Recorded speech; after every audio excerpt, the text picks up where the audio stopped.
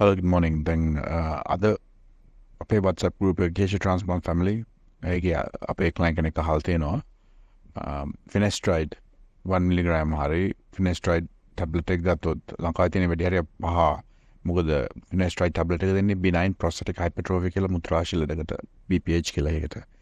ඉතින් ඒකේ හේතුවත් ඒ BPH එකේ හේතුවත් කෙසන හේතුවත් එකයි DHT කියන්නේ හෝමෝන් එකක්.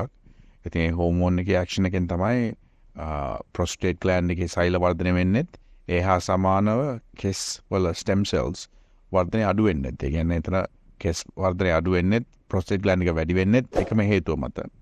දැන් DHT තව effects තියෙනවා. DHT මේ effect එක මාංශ පේශි වර්ධනය. දැන් ඒකත් එක්කම රැවුල වර්ධනය.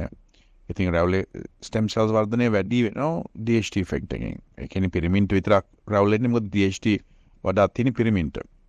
ඉතින් කෙසේ වෙතත් මේ DHT effect එක block කරන්න තමයි Finasteride tablet එක තියෙන්නේ. ඒකට කෙස් වර්ධනය ඉඩ දෙන්න. මොකද නැත්තම් DHT effect එකකින්ද කාලෙත් එක්ක කෙස් එන්න තුනි වෙලා තට්ටයක් මුඩුවක් වෙනවා. ඉතින් මර මුඩු වීම නවත්තන්න තමයි මේ බෙහෙත තියෙන්නේ. දැන් 1 mg tablet එක ගැටලුවක් නැහැ. ගන්න පුළුවන්. හැබැයි අනිවාර්යයෙන්ම side effect risk එකක් තියෙනවා. side effects මොනවද? ඉතින් දැන් මේක ලිංග පැත්තෙන් ප්‍රශ්නෙන්න පුළුවන්. ඒකත් එක්ක මාංශ පේශි වර්ධනය සහ විශේෂයෙන් රැවුල තුනීවීමක් වෙන්න පුළුවන්. ඉතින් අතරම ඒකයි අපි කාටත් මේ Finasteride tablet එක ගන්න එපා කියන්නේ අපේ ක්ලාස් එක ගන්න කැමති නැත්තේ. ඉතින් tablet එක ගන්න එපා. හොඳම දේ තියෙන්නේ දැන් අලුතෙන් ආපු Finasteride 0.25 මේ ද්‍රාවණය. ඒක ඔළුවේ ගන්න තියෙන දවසට එකපාරයි ගන්න ඕන. ගාලා කෙලිම පීරන්න පුළුවන්. ඒක ඇලීමක් එහෙම නැහැ කෙස් ඇලෙන්නේ නැහැ. හොඳට ස්ටයිල් කරන්න පුළුවන්. අනිත් එක මේ ඒකේ side effects නැහැ. කුරුල්ලෑම අර ඉස්සොරියේම අර ඉන්නොක්සිල් වගේ නෙවෙයි. එහෙම side effects නැහැ.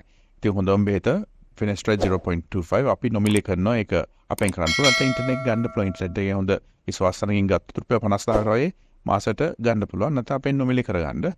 ඉතින් කෙස් සම්බන්ධ උපදෙස් ඕන නම් ඕනලාව ගමතන්න. keshatransplant 34% of Colombo district had diabetes, while another one-third had high blood sugar levels. It was found that Sri Lanka has the highest rate of diabetes in all of Asia and one of the highest in the world. 38% of Sri Lankans with diabetes have not been diagnosed. In other words, 1 million Sri Lankans do not know that they have diabetes. Diabetes is more common in Sri Lankans who are overweight and those who are better off or living in developed areas of the country. The highest rates are seen in Western Province, Jaffna and some parts of the Northern and Eastern Province. Use balance to control your carbohydrate intake. ඔබ කන පිෂ්ඨ ප්‍රමාණය පාලනය කරන්න balance යොදා ගන්න. ලංකාවේ ජනගහනයෙන් 50%කට වැඩි ප්‍රමාණයකට දියවැඩියාව තියෙනවා. 50%කට වැඩි ප්‍රමාණයකට යම් කෙසඩුවක් තියෙනවා. ඒක වයසත් එක්ක වැඩි වෙනවා. මෙතන තියෙන්නේ පෝෂණ පද්ධතියේ අඩුපාඩු. ඒ පෝෂණය නිවැරදි කරගෙන ඔබට අලංකාර කෙස් කලමක්, පැහැපත් හමක්, සාධ්‍ය වැඩියාව නොවෙන්න පියවර ගන්න, අදම ගන්න, බැලන්ස් ජීවිතේට බැලන්ස් එකක් ගන්න කාලේ හරි නේද?